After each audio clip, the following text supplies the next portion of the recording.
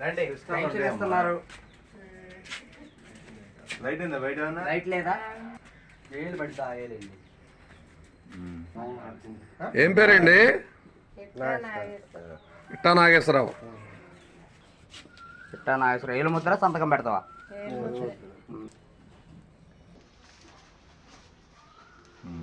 బాబు గారు చెప్పినట్టు 3000 నుంచి 6000 ఒకేసారి పెన్షన్ పెంచారు. గత ప్రభుత్వంలో 1000 రూపాయలు పెంచడానికి 5 ఏళ్ళు పట్టింది. ఆయన ఇది వస్తా చూడు సెకండ్.